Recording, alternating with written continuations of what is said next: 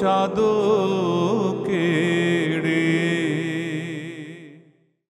আসসালামু আলাইকুম রহমতুল্লাহ। আলহামদুলিল্লাহ রব্বিল আলমিন, আসসালাতু আসসালামু আলা সঈদুল মুরসালিন ওয়া আলা আলিহি ওয়া সাহবিহি আজমাইন। এটিএন বাংলার সুপ্রদর্শক, রাসূলুল্লাহ সাল্লাল্লাহু আলাইহি সাল্লামের পূর্ণ জীবনী ভিত্তিক পূর্ণাঙ্গ অনুষ্ঠান সিরাতে রাসূলুল্লাহ সাল্লাল্লাহু আলাইহি সাল্লামে আপনাদের স্বাগত জানাচ্ছি। ইতিপূর্বে আমরা রাসূল ইসলামের জীবনের নানাবিধ বিষয় আলোচনার আগে সিরাত সাহিত্যের বিকাশ, অধ্যয়নের প্রাসঙ্গিকতা, এই সকল বিষয় নিয়ে কথা বলেছি। আমরা কথা বলেছি রাসূলুল্লাহ সাল্লাল্লাহু আলাইহি সাল্লামের আগমনকালীন ইসলাম আসার আগে যেমন একটা পরিস্থিতি ছিল রাজনৈতিক, সামাজিক, তা নিয়েও আজকে আমরা কথা বলতে চাই। প্রাক রাসূল যুগের ধর্ম এবং নৈতিকতা নিয়ে কথা বলার জন্য আমাদের সাথে রয়েছেন তরুণ ইতিহাসবিদ, জগন্নাথ বিশ্ববিদ্যালয়ের ইসলামের ইতিহাস ও সংস্কৃতি বিভাগের সম্মানিত সহযোগী অধ্যাপক, গ্লোবাল সাউথ স্টাডিজের অ্যান্ড রিসার্চ সেন্টারের deputy director doctor Mohammad Anisur Rahman. আসসালামু আলাইকুম। ওয়ালাইকুম আসসালাম রহমতুল্লাহ। আপনাকে আমাদের এই যে রাসূল ইসলামের জীবনী ভিত্তিক প্রথম অনুষ্ঠান করছি আমরা টিভিতে, আগে কখনো হয় নাই, সিরাতে রাসূলুল্লাহ সাল্লাল্লাহু আলাইহি সাল্লাম, আমরা যে পর্ব করছি আজকে ধর্ম ও নৈতিকতা প্রাক রাসূল যুগের, আমন্ত্রণ জানাচ্ছি। সুপ্রিয় দর্শক, আমরা যেমন বলছিলাম রাসূলুল্লাহ সাল্লাল্লাহু আলাইহি সাল্লামের আগমন ছিল সমকালীন বিশ্বের এক অনিবার্য বাস্তবতা। যে প্রেক্ষাপটে, যে পরিস্থিতিতে তিনি এসেছিলেন, মানে আমরা নানাবিধ ঐতিহাসিক বিষয় পর্যালোচনা করে দেখেছি যে মানে টোটালি আগমনটার হওয়ার জন্য যেমন পরিস্থিতি হওয়া প্রয়োজন ছিল, তেমন পরিস্থিতি সেই সময় তৈরি হয়ে গিয়েছিল। আমরা রাজনীতি নিয়ে কথা বলি, ধর্ম নিয়ে কথা বলি, নৈতিকতা নিয়ে কথা বলি, সংস্কৃতি নিয়ে কথা বলি, ঐক্য নিয়ে কথা বলি, সামাজিক যে ব্যবস্থাপনা থাকি, এমনকি পারিবারিক যে ব্যবস্থাপনা তা নিয়েও যেটা কথা বলি, সব জায়গাতে আমরা দেখি যে একটা সংস্কার আবশ্যক ছিল, নতুন ধারার চিন্তা আবশ্যক ছিল। তা আমরা আজকে যে বিষয়টি নিয়ে আপনাদের সামনে উপস্থাপন করতে চাই সেটা হলো রাসূল ইসলামের যুগে ধর্মের ব্যাপারটা কেমন ছিল, নৈতিক অংশগুলো কেমন ছিল। আমরা আমাদের যে গবেষক ডক্টর মোহাম্মদ আনিসুর রহমান, আপনার কাছে শুরুতেই যেতে চাই। আমাদের সহজাতভাবে একটা ধারণা, আমরা বলবার জন্য বলিও যে বিরাট একটা বিপর্যয় নেমে এসেছিল তখন, ধর্মীয় ক্ষেত্রে, নৈতিক ক্ষেত্রে, রাজনৈতিক ক্ষেত্রে। এটা আমরা বলবার জন্যই বলি, হয়তো খুব বেশি গভীর গবেষণা আমাদের থাকে না, বা আমরা শুনে শুনে বলি। আপনি একজন ইতিহাসবিদ, আপনার কাছে জানতে চাই, আসলেই রাসূলুল্লাহ সাল্লাম যখন আরবে আসলেন তখন আরব এবং সমকালীন বিশ্বের, আমরা মূলত আরবকে হাইলাইট করব, পাশাপাশি সমকালীন বিশ্বও জানব, ধর্মীয় প্রকৃতি কেমন ছিল, কী ধারার ধর্ম তারা চর্চা করতো এবং তাদের ধর্মীয় দর্শন কেমন ছিল।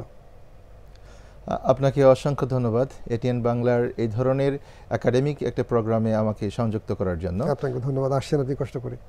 জি, এটিএন বাংলার দর্শক শ্রোতাদেরকে আমি শুভেচ্ছা জানাচ্ছি।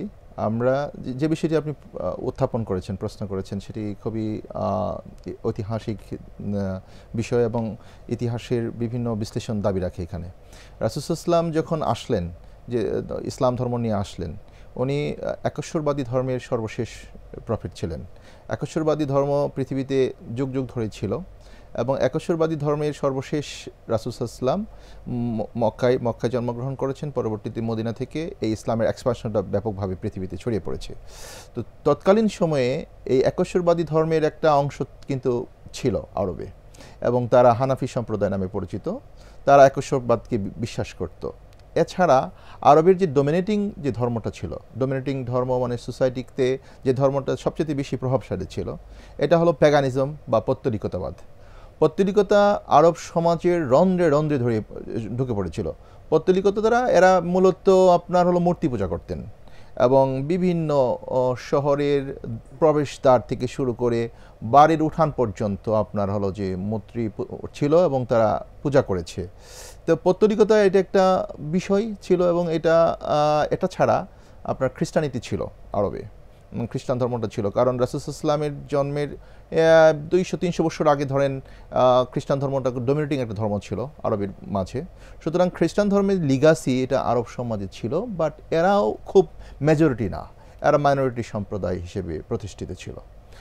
আরেকটি সম্প্রদায় ছিল জিউস সম্প্রদায় বা ইহুদি সম্প্রদায়। ইহুদি সম্প্রদায়ের লোক সংখ্যা অল্প ছিল সমাজে, তারা ডমিনেটিং না সমাজের ধর্মীয় দিক থেকে, বাট তারা খুবই ক্রিটিক্যাল বুদ্ধি সবসময় রাখতো, সমাজকে তারা বিভিন্নভাবে প্রভাবিত করার চেষ্টা করত। এবং আপনি যদি হিস্ট্রিক্যাল পার্সপেক্টিভ দেখেন যে এই দুটো ধর্মের যারা ধর্ম বিশ্বাসী ধর্মগুরু ছিল, খ্রিস্টান এবং ইহুদি ধর্মের যারা ধর্মবিশ্বাসী করতেন তারা কিন্তু জানতেন যে কখন শেষ নবী বা কখন এই আসমানি কিতাব, শেষ আসমানি কিতাবটা আসবে, এই ধরনের একটা পার্সপেক্টিভ বা পারসেপশন কিন্তু আপনার আরব সমাজে বিদ্যমান ছিল। এবং তারা দিনক্ষণ কবে আসবে রাসূল ইসলাম এটার জন্য কিন্তু ইহুদি এবং খ্রিস্টান যারা পাদ্রী ছিলেন বা পোপ ছিলেন তারা কিন্তু অপেক্ষা করতেন যে কবে শেষ নবী আসতে পারেন। সুতরাং এই একটা পার্সপেক্টিভ ধর্মের ওইখানে ছিল। আরেকটি ধর্মবিশ্বাস আপনার ছিল জড়বাদী ধর্মবিশ্বাস। জড়বাদী মানে হলো যে যে কোনো বিষয়কে তারা স্রষ্টার সাথে তুলনা করতেন। ধরেন প্রাকৃতিক শক্তিধর যে বিষয়গুলো ছিল, প্রাকৃতিক হোক বা নৈসর্গিক হোক, যে কোনো কিছু, হ্যাঁ, শক্তিশালী বিষয়গুলোকে তারা খুব সমীহ করতেন, পূজা করতেন, এবং এটা তারা সমাজে প্রতিষ্ঠিত ছিল। ধরেন তারা সাপের পূজা করছেন। কেন সাপের পূজা করছেন? বিকজ সাপ মানুষকে সবল দিলে মারা যাচ্ছে। সুতরাং সাপ একটা শক্তিধর প্রাণী। তারা বিভিন্ন ধরেন সূর্যের পূজা করছেন। সূর্য কেন এত গুরুত্বপূর্ণ আরব সমাজে? সুতরাং এই পারসেপশনটা কিন্তু ছিল। আবার দেখবেন যে এখানে নাস্তিকতাও ছিল, মানে কোনো ধর্মে বিশ্বাস করতেন না, এই ধরনের মানুষও কিন্তু আরব সমাজে ছিল। এই ধরনের একটা ধর্মীয় পরিস্থিতির মধ্য দিয়ে রাসূল সাল্লাল্লাহু আসলেন, ইসলাম নিয়ে আসলেন এবং একশ্বরবাদ প্রচার করছেন। এখানে একটু আমি বলতে চাই, আপনি যে কথাগুলো বললেন, তখন খ্রিস্টান ধর্ম ছিল, ইহুদি ধর্ম ছিল, পৌত্তলিকতা ছিল, প্রকৃতি পূজারী ছিল, তারপর আপনার জড় পূজারী ছিল, আবার আপনি বলছেন যে নাস্তিক লোকেরাও ছিল। তো আমরা বর্তমান বিশ্ব ব্যবস্থায় তো এই সেম জিনিসই দেখি, একই জিনিস আছে। তো কোন জায়গা থেকে ওই সময়টা আলাদা বা কী কারণে আলাদা যখন একজন পরিত্রাণকারী আগমন করা অনিবার্য হলো? কোন জায়গাটা? ইসলাম এসে আসলে আলাদা করে দিয়েছে অন্যান্য ধর্মবিশ্বাসগুলোতে। কারণ হচ্ছে কোরআন ডিক্লেয়ার করেছে বা রাসূল সাল্লাল্লাহু কি নিয়ে আসলেন। তিনি প্রথমত প্রচার করছেন একশ্বরবাদ। একশ্বরবাদটা হলো যে অন্যান্য তাওহীদ বলে, অন্যান্য ধর্মবিশ্বাসের সাথে এটা হলো প্রথম সংঘর্ষ। কারণ অন্যান্য ধর্মবিশ্বাস যারা ছিল তারা একশ্বরবাদী ধর্ম, ইহুদি এবং খ্রিস্টান ছিল, বাট মক্কা মদিনার যে ডমিনেটিং ধর্মটা পৌত্তলিকবাদ, এই পৌত্তলিকবাদের মধ্যে কিন্তু একশ্বরবাদের কোনো স্থান নাই। এবং পৌত্তলিকবাদের মনে হয় যে এদের স্রষ্টা বা এদের ধর্মবিশ্বাস কিন্তু বিভিন্ন ধরনের দেব দেবীর পূজা তারা করেছে। সুতরাং ইসলাম এসে এখানে আঘাত করেছে পৌত্তলিকতাবাদের উপর, আপনার হলো যে থেকে দূরে সরিয়ে দিয়ে মানুষকে একটি সুষ্ঠু ধারার বা এককেন্দ্রিক চিন্তা, স্রষ্টা কেন্দ্রিক চিন্তা, এক নবী, এক রসুল, এক কিতাব কেন্দ্রিক যে চিন্তা, একশ্বরবাদী চিন্তার অনুপ্রবেশ ঘটিয়ে দিয়েছেন।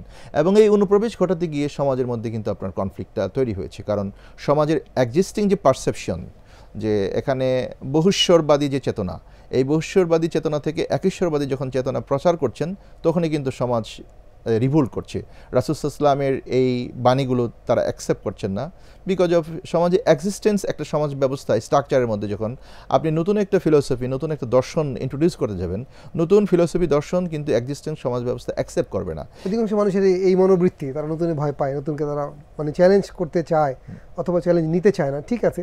কিন্তু আমরা যে ধর্মবিশ্বাসের কথা আপনার কাছে শুনলাম, যদি একটা কমন ফিচারে দাঁড় করাই, তখনকার লোকদের আসলে ফিলোসফি মানে রিলিজিয়াস ফিলোসফিটা কী ছিল, ধর্ম দর্শনটা কেমন ছিল? এই আপনার বিভিন্ন ধর্মগোষ্ঠীর ধর্মদর্শনটা কিন্তু আলাদা আলাদা, ভিন্ন ভিন্ন ধরনের। যেমন খ্রিস্টানদের ধর্মবিশ্বাস কিন্তু তারা তিনটা ঈশ্বরে বিশ্বাস করত। যেমন তারা মনে করতো ঈশ্বর, মেরি এবং ঈসা, জেসাস, এই তিনজন হচ্ছে তাদের স্পিরিচুয়াল পাওয়ারের অধিকারী। ইহুদিরা কিন্তু আপনার একশ্বরবাদে বিশ্বাস করত এবং তারা মুজেসকে বা মুসা আলাইহিস সালামকে তারা তাদের নবী হিসেবে অ্যাকসেপ্ট করেছে এবং তারা সেখানে তাদের ধর্মবিশ্বাসকে বিলং করত।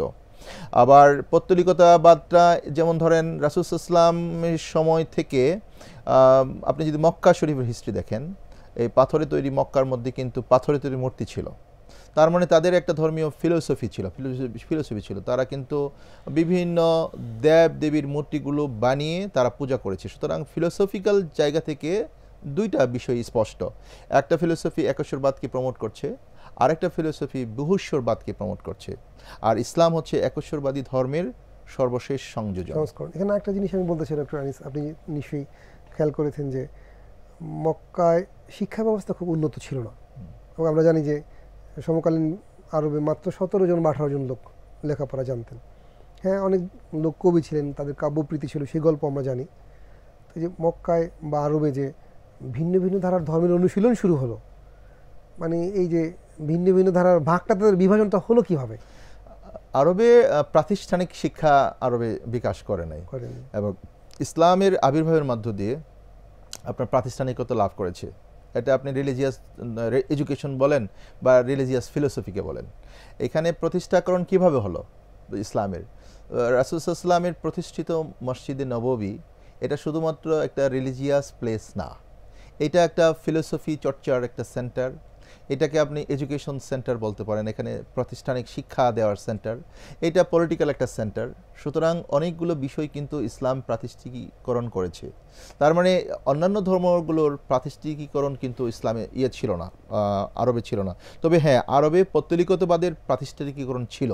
কারণ আরবের যেমন ধরেন কাবা শরীফের ভিতরে মূর্তির প্লেসমেন্টটা হচ্ছে, এটা ওদের প্রতিষ্ঠান। এবং রাসূল সাল্লাল্লাহু আলাইহি ওয়াসাল্লাম যে বংশে জন্মগ্রহণ করেছেন, সেই বংশ কিন্তু আরবের ধর্মকে নেতৃত্ব দিয়েছে। এবং রাসূল সাল্লাল্লাহু আলাইহি ওয়াসাল্লামের দাদার কাছে কাবা শরীফের চাবি ছিল। তার মানে হলো যে এই পরিবারটি, কুরাইশ ফ্যামিলির এই পরিবারটি আপনার হলো যে আরবের ধর্মকে, বনু উমাইয়ারা আর বনু হাশিম যে গোত্র ছিল, দুইটা গোত্র, বনু উমাইয়ারা বেসিক্যালি আরবের রাজনীতিকে নেতৃত্ব দিয়েছে, আর বনু হাশিম বেসিক্যালি আপনার হলো যে ধর্মকে নেতৃত্ব দিয়েছে। এবং অনেকগুলো বিষয় আপনি দেখবেন যে প্রি ইসলামিক আরবিয়াতে ছিল, যেগুলো ইসলাম নতুন করে ইন্ট্রোডিউস করেছেন। যেমন আপনি ধরেন হজের সিস্টেমটা কিন্তু তৎকালীন আরবে ছিল, পত্তলিকরাও কিন্তু হজ করেছে, বাট সিস্টেমটা ছিল ডিফারেন্ট।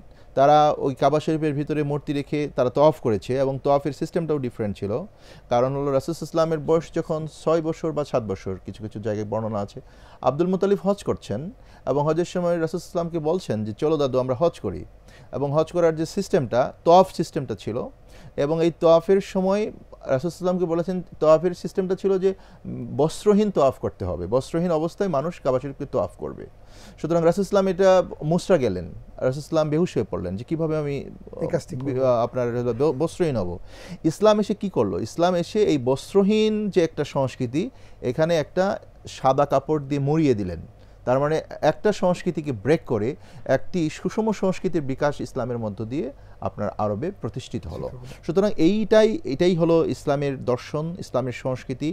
এবং এই ইসলাম কিন্তু আপনার হলো মক্কা মদিনাকে কেন্দ্র করে প্রাতিষ্ঠানিক রূপ দেওয়ার চেষ্টা করেছে। যেটা আমি জানতে চাইলাম সেটা হলো, পৌত্তলিকতা তো আরবের নিজস্ব কোনো ধর্ম না, খ্রিশ্চানিটিও না, জুদাইজমও না, মানে সবগুলো তো বাইরে থেকে আসছে। আমরা যে মক্কায় বলি, এখান থেকে এই তিনটা ধর্মের একটা উৎপত্তি ঘটে নাই, মানে আসলো কীভাবে, এটা আমরা রুটটা জানতে চাই। আচ্ছা, খুবই প্রাসঙ্গিক প্রশ্ন। আরবে আসলে বেসিক্যালি আপনার হলো যে একেশ্বরবাদ ছিল। এই পৌত্তলিকতাটা এসেছে বর্তমান তার্কি, যেখানে বর্তমান তার্কির একটা শহর আছে, এই শহরটার নাম হলো পেগাম্বের শহর, নবীর দেশ। এখানে ইব্রাহিম আলাইহিস সালামকে আপনার হলো যে আগুনের তৈরি অগ্নিকুণ্ড তৈরি করে আজরের যে মূর্তি পূজা, এইটা পয়গম্বর শহীরে আপনার হলো যে বিকাশ করেছে। এই যে আপনার একটা বিকাশ হলো তার্কিকে কেন্দ্র করে, এবং তখন তো আর তুরস্ক ছিল না, ছোট ছোট অঞ্চলে বিভক্ত ছিল, এগুলোকে আনাদুলু বলতো। এটা কি ব্যাবিলনের অংশ ছিল তখন? এবং এরা ব্যাবিলনীয় সভ্যতাও কেউ না। আচ্ছা, হ্যাঁ, এদের আনাদুলু সিভিলাইজেশন, আনাতালিয়ান সিভিলাইজেশন ছিল। এই আনাতালিয়ান সিভিলাইজেশনের থেকে আপনার এই মূর্তি পূজাটা বেসিক্যালি বিকাশ করেছে, এবং পরবর্তীতে এটা এক্সটেন্ড হয়েছে আরবে, এক্সটেন্ড হয়েছে আপনার ইন্ডিয়াতে। ইন্ডিয়াতেও কিন্তু মূর্তি পূজা পরে এসেছে, ইন্ডিয়াতেও ছিল না, আরবেও ছিল না। তার মানে এগুলো হচ্ছে আপনার ইম্পোর্টেড রিলিজিয়াস রিলিক্স, মানে বাইরে থেকে এই রিলিজিয়াস ফ্লেভারটা এখানে এসেছে। তো আর মক্কা মদিনা বা আরবের যে ধর্মবিশ্বাসটা, এই ধর্মবিশ্বাসটা আপনার একেশ্বরবাদী ধর্মবিশ্বাস। এবং আপনি সেমেটিক যে ইতিহাস যদি আপনি দেখেন, সেমেটিক, নূহ আলাইহিস সালামের এক ছেলের নাম ছিল সাম, এবং ইতিহাসবিদরা বর্ণনা করার চেষ্টা করেছেন এই সাম থেকে সেমেটিক বংশ উদ্ভব হয়েছে। এবং রাসূল সাল্লাল্লাহু আলাইহি ওয়াসাল্লাম এই সেমেটিক বংশের বিলং করতেন। রাসূল সাল্লাল্লাহু আলাইহি ওয়াসাল্লাম এই সেমেটিক বংশের সর্বশেষ প্রাণ পুরুষ, এবং সেমেটিক বংশ কিন্তু একেশ্বরবাদকে প্রমোট করেছে। কারণ নূহ আলাইহিস সালাম বলেন, পরবর্তীতে ইব্রাহিম আলাইহিস সালাম বলেন, ইব্রাহিম আলাইহিস সালামের যে লিগাসি, এখান থেকে কিন্তু একেশ্বরবাদী 3টি ধর্মের উদ্ভব ও বিকাশ করেছে। তার মধ্যে আমাদের ইসলাম আছে, একটা ধর্ম আছে ইহুদি, একটা ধর্ম খ্রিস্টান আছে। কারণ মুসা আলাইহিস সালাম, ঈসা আলাইহিস সালাম এবং আমাদের রাসূল সাল্লাল্লাহু আলাইহি ওয়াসাল্লাম, এই 3জনই কিন্তু একই পরিবার থেকে আসা, ইব্রাহিম আলাইহিস সালামের পরিবার থেকে আসা, ইব্রাহিম আলাইহিস সালামের পরিবার থেকে আসা, এবং এই পরিবারটি একশ্বরবাদী ধর্মকে আপনার হলো যে প্রমোট করেছে বা প্রবর্তন করেছে পৃথিবীতে। সুতরাং ইসলাম হচ্ছে এই একশ্বরবাদী ধর্মের, আমি আবার বলছি, একশ্বরবাদী ধর্মের সর্বশেষ সংস্করণ হচ্ছে ইসলাম। এখানে আমরা একটা মানে বক্তব্য দিয়ে থাকি, এটা আপনার কাছে কেমন লাগবে?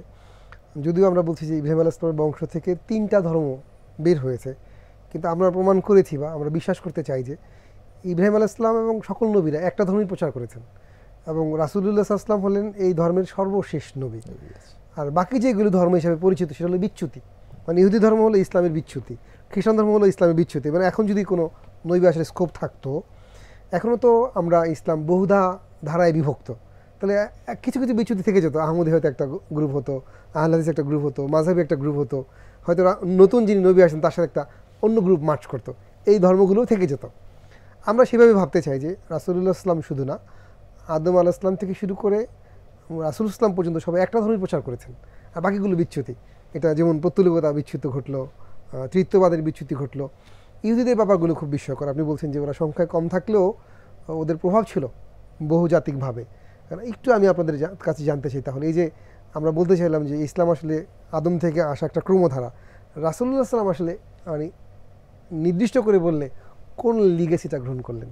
রাসূল ইসলাম আপনার একশ্বরবাদী লিগেসি গ্রহণ করেছেন, এবং পূর্ব যে সমস্ত নবীরা যে ধর্ম প্রচার করেছেন একশ্বরবাদী ধর্ম, একশ্বরবাদী ধর্ম মানে এক আল্লাহ বিশ্বাস, এক আল্লাহ বিশ্বাস কিন্তু মুসা আলাইহিস সালাম করেছেন, ঈসা আলাইহিস সালাম করেছেন, এবং সব নবী করেছেন। রাসূল ইসলাম এক আল্লাহ বিশ্বাসীদের জন্য সর্বশেষ নবী, খাতমুন নবী, উনি সর্বশেষ নবী। এবং সর্বশেষ নবী এই জন্য কারণ হলো সর্বশেষ আসমানি কিতাব বা সর্বশেষ সবচেয়ে হলি বুক যেটা কোরআন, এটা রাসূল ইসলামের মাধ্যমে পৃথিবী এসেছে। সুতরাং উনি হলেন সর্বশেষ বার্তাবাহক একশ্বরবাদী ধর্মের, এবং এরপরে কিন্তু আর নবী আসবে না বলে। তাহলে উনি কার কাছ থেকে নিলেন আমি জানতে চাই? ধরুন তখন ইহুদি ছিলেন, তারা একশ্বরবাদী, একটা সেন্সে খ্রিস্টানরাও একশ্বরবাদী, একটা সেন্সে তারা বলতেছে 3টা পার্ট আর কি গডের, God the father, God the mother, God the holy ghost, 3টা পার্ট তারা বলছে, কিন্তু ফাইনালি তারা একজনকেই বিলিভ করে। রাসূল সাল্লাম নিলেন কাদেরটা? ইহুদিরা নিলেন না খ্রিস্টানদেরটা নিলেন, নাকি আপনি যাদের বললেন হানিফ সম্প্রদায় তাদেরটা নিলেন? কোন জায়গা থেকে? রাসূল ইসলাম হচ্ছে আপনার সর্বশেষ নবী হিসেবে উনি বিলং করেছেন আহলে কিতাবদেরকে, মানে সেটা কি সংস্কারকৃত রূপ আমরা পেয়েছি। উনি কিন্তু বলেন নাই যে খ্রিস্টান ধর্ম এটা আমরা মানি না, উনি কিন্তু বলেননি ইহুদি ধর্ম আমরা মানি না, উনি কিন্তু বলেছেন যে হ্যাঁ তারা আমাদের কিতাবধারী, তারা ইসলামী কিতাবধারী, তারাও একশ্বরবাদকে বিলিভ করেছে। বাট তারা যখন, কিন্তু যে ঘটনাটা ঘটলো, তারা জানতেন যে রাসূল সাল্লাল্লাহু আলাইহি ওয়াসাল্লাম একশ্বরবাদী ধর্ম নিয়ে আসবেন এবং সর্বশেষ নবী হবেন। তাদের কিছু কিছু পোরশন রাসূল সাল্লাল্লাহু আলাইহি ওয়াসাল্লামকে অ্যাকসেপ্ট করেছেন, যারা খুবই পায়াস, যারা ধর্ম বিশ্বাস করতেন। কিন্তু ওনারা এখানেই ধর্মীয় কনফ্লিক্ট, যে ইহুদি এবং খ্রিস্টানদের মেজরিটি পোরশনটা রাসূল সাল্লাল্লাহু আলাইহি ওয়াসাল্লামকে অ্যাকসেপ্ট করলেন না। এখানে তাহলে আপনি যেরকম বলেছেন, আমরাও জানি যে ঈসা আলাইহিস সালামের এরকম ঘোষণা ছিল, তিনি কোরআনও আমরা জানি আল্লাহ রাব্বুল আলামিনের ঘোষণায় তিনি বলছেন যে আমার পর একজন নবী আসবেন, ইসমুহু আহমদ, তার নাম আহমদ হবে। তার মানে ওনারা দিনক্ষণ লক্ষণ সব জানতেন। কিন্তু আমরা দেখলাম যখন আসলেন তখন আবার তাদের পুরোহিতরা পাদ্রী রাসূলকে রাসূল হিসেবে গ্রহণ করলেন না। মানে ধর্মীয় বিভাজনের এই জায়গাটাকে আপনি কিভাবে দেখছেন বা কিভাবে বিশ্লেষণ করছেন? না, এটা আপনি যদি দেখেন যে খাদিজা রাদিয়াল্লাহু আনহার কাছে যখন রাসূল সাল্লাল্লাহু আলাইহি ওয়াসাল্লাম প্রথম ইসলামের বাণী নিয়ে আসলেন, বললেন যে আমার উপরে ওহী অবতীর্ণ হয়েছে, এবং খাদিজা রাদিয়াল্লাহু আনহা গেলেন তার কাছে। কার কাছে গেলেন? খ্রিস্টান পাদ্রীর কাছে গেলেন, তার সম্পর্কে তার আত্মীয়, তার কাছে গিয়ে বললেন যে আমাদের মুহাম্মদের কাছে এই ধরনের বাণী এসেছে, মেসেজ এসেছে। তখন কিন্তু এই খ্রিস্টান পাদ্রী বললেন যে হ্যাঁ উনি সর্বশেষ নবী, এবং খাদিজা রাদিয়াল্লাহু আনহা ইসলাম ধর্ম গ্রহণ করলেন। পরবর্তীতে আপনি দেখবেন হিস্ট্রিক্যাল বিষয়গুলো, রাসূল সাল্লাল্লাহু আলাইহি ওয়াসাল্লাম যখন তার চাচা আবু তালেবের সাথে বাণিজ্য করার জন্য সিরিয়াতে গেলেন, তখন কিন্তু খ্রিস্টান পাদ্রীরা আইডেন্টিফাই করে ফেলল যে এই বালকটাই হচ্ছে সর্বশেষ নবী। সুতরাং তারা জানতেন, তারা মানতেন না। না মানার কারণ হচ্ছে religious conflict, because Islam dominance যখন করবে, পৃথিবীকে ইসলামী ডমিনেন্স করবে সর্বশেষ ধর্ম হিসেবে, এই ডমিনেন্সের জায়গাটা তারা মানছেন না। কারণ হলো ওদের ভিতরে কিন্তু একটা কনফ্লিক্ট আছে। খ্রিস্ট ধর্ম কিন্তু রিয়েল খ্রিস্টান ধর্ম কিন্তু থাকলো না। আপনার খ্রিস্ট ধর্মের নবীকে ক্রুশবিদ্ধ করেছে, কারা করলো? এই তাদের বিশ্বাসে তাদের বিশ্বাসে তাদের করলো। বিশ্বাসে করে সুতরাং আমরা তো বিশ্বাস করি না এটা। হ্যাঁ, জি তো এবং ইহুদি ধর্মের আপনি যে বিষয়টা বললেন, ইহুদি ধর্মটাও আপনার হলো যে তখন বিভিন্ন ধরনের ধারা উপধারায় বিভক্ত, এবং ইসলামকে তারা অ্যাকসেপ্ট করবে না, বাট ইসলাম তাদেরকে অ্যাকসেপ্ট করেছে, ইসলাম তো সবার জন্যই এসেছে, সার্বজনীন ধর্ম হিসেবে সর্বজনীন এসেছে। অ্যাকসেপ্ট করেছে। এখন আমরা তাহলে কি সিদ্ধান্তে আসবো বা আমরা কি বলবো যে রাসূলুল্লাহ সাল্লাল্লাহু আলাইহি ওয়াসাল্লাম একেশ্বরবাদী আমরা যে বলি, লিগেসি গ্রহণ করেছেন খ্রিস্টান থেকেও না ইহুদি থেকেও না, আমরা এরকম বলতে পারি কিনা যে রাসূলুল্লাহ সাল্লাম যেহেতু নবী ছিলেন আল্লাহর কাছ থেকে তিনি সেটা পেয়েছেন, হয়তো কারো কারোর সাথে মিশেছে, কিন্তু একটা অভিযোগ বা অনুযোগ অন্য লোকদের কাছ থেকে বলা হয় যে রাসূল আসলে মানে স্থাপিত বা এস্টাবলিশড প্রতিষ্ঠিত ধর্মবিশ্বাসকেই সংস্কার করেছেন, ব্যাপারটি এরকম নাকি উনি নতুন একটা ধর্ম ব্যবস্থা প্রবর্তন করলেন? না, উনি প্রতিষ্ঠিত একশ্বরবাদী ধর্মটাকে সংস্কার করলেন। পরিপূর্ণ রূপ দিয়েছেন। মানে আপনি ধরেন রোজার ব্যাপারটা, রোজা কিন্তু আপনার আগেও ছিল। আপনি কোরআন শরীফের মধ্যে রোজার যে আয়াতগুলো আছে, এইখানে কিন্তু রাসূল সাল্লাল্লাহু এবং কোরআন বলেছে যে পূর্ববর্তী জাতিগোষ্ঠীর উপর রোজা ছিল, রাসূল সাল্লাল্লাহু এই রোজাটাকে কিন্তু ইন্ট্রোডিউস করেছেন এবং 30 দিন রোজা রাখতে ফরজ করেছেন। ইসলামের 5টা স্তম্ভের মধ্যে একটা স্তম্ভ। হজ কিন্তু আপনার আমি বললাম, আগেও বলেছি আগে থেকে ছিল যে হজ কিন্তু আগেও এক্সিস্টেন্ট ছিল। রাসূল সাল্লাল্লাহু এই হজ সিস্টেমটাকে একটা নতুন রূপ দিয়েছেন। আপনি যদি ইসলামের একটা সংজ্ঞায়ন পড়েন যে the religion of the Arabs, the culture of Persia and the source of Turks is called Islam. আপনি এই ডেফিনিশনের 3টা পার্টের মধ্যে যদি আমরা একটা পার্ট দেখি, রিলিজিয়ন অফ দ্য আরবস, তো মানে আরবদের ধর্ম। আরবদের ধর্ম এক্সিস্টেন্ট ছিল সেই প্রথম থেকে, কারণ হচ্ছে আরবদের ধর্মটা তো লিগাসিটি এসেছে আদম আলাইহিস সালামের কাছ থেকে। আদম আলাইহিস সালাম থেকে মহানবী হযরত মুহাম্মদ সাল্লাল্লাহু আলাইহি ওয়াসাল্লাম পর্যন্ত যে ধর্মবিশ্বাসটা, এই ধর্মবিশ্বাসটা আরবদের ধর্মবিশ্বাস, এবং এই ধর্মবিশ্বাসে কি বলে? এই ধর্মবিশ্বাস বলে একশ্বরবাদ। সুতরাং এই একশ্বরবাদী ধর্মের যে আপনি নবরূপ বলেন বা সর্বশেষ সংস্করণ বলেন, সেটা হচ্ছে রাসূল সাল্লাল্লাহু আলাইহি ওয়াসাল্লাম এই লিগাসিটিকে এস্টাবলিশ করেছেন। অনেক ধন্যবাদ ডক্টর আনিসুর রহমান। সুপ্রিয় দর্শক, রাসূলুল্লাহ সাল্লাল্লাহু আলাইহি ওয়াসাল্লামের আগমনকালীন সময়ে আরবের এবং সমকালীন বিশ্বের ধর্ম নিয়ে আমরা আলোচনা করলাম। আমরা যা বুঝতে পারলাম, আমাদের যা জ্ঞান, তাতে আমার মনে হলো যে ধর্ম ছিল 3-4 ধরনের এবং সব ধর্মে একটা বিশৃঙ্খলা ছিল। এবং আমরা আমাদের আলোচকের কাছ থেকে শুনলাম খ্রিস্ট ধর্মের ধর্মগুরুরা, ইহুদি ধর্মের ধর্মগুরুরা সুস্পষ্টভাবে জানতেন রাসূল আসবেন, দিনক্ষণ বুঝতেন, তারপর তারা মানতে চাইতেন না, শুধু ধর্মীয় আধিপত্য লঙ্ঘিত হবে বলে, ধর্মীয় আধিপত্য চলে যাবে বলে, তাদের শ্রেষ্ঠত্ব চলে যাবে বলে, তাদের নিয়ন্ত্রণ চলে যাবে বলে। তার মানে হলো ধর্মীয় ক্ষেত্রে ধর্মের নির্দেশের চাইতে তারা ব্যক্তিগত আকাঙ্ক্ষাকে, ক্ষমতা, লিপ্সাকে বেশি অগ্রাধিকার দিয়েছিলেন। এবং এই ব্যাপারটি সকল ধর্মের ক্ষেত্রেই ভীষণভাবে সক্রিয় ছিল বলেই আমরা দেখি কাবার মতো ঘরের চারপাশে লোকেরা, আমরা শুনেছি আলোচনায় যে নগ্ন হয়ে তাওয়াফ করছে। শুধু এরকমই না, এরকম আরও অসংখ্য অধর্মীয় কাজ ধর্মের লেবাসে সেই সময় আরব বিশ্বসহ সমগ্র বিশ্বে প্রচলিত ছিল বলেই এই জায়গাতে মানুষকে রক্ষার জন্য, মানবতাকে রক্ষার জন্য, মানুষের যে সম্মান, সেই সম্মানকে আরও উচ্চকিত করবার জন্য ধর্মীয় সংস্কার আবশ্যক হয়েছিল বলেই আল্লাহ রাব্বুল আলামিন রাহমাতুল্লিল আলামিন রাসূলুল্লাহ সাল্লাল্লাহু আলাইহি ওয়াসাল্লামকে আমাদের কাছে প্রেরণ করেছিলেন। আমরা তার জীবন সম্পর্কে আরও জানবো এবং আমাদের সাথে সম্পৃক্ত থেকে রাসূলের জীবনের এই জার্নিতে আমরা সম্পৃক্ত থাকবো, এই আশাবাদ ব্যক্ত করে শেষ করছি। আসসালামু আলাইকুম ওয়া রাহমাতুল্লাহি ওয়া বারাকাতুহু।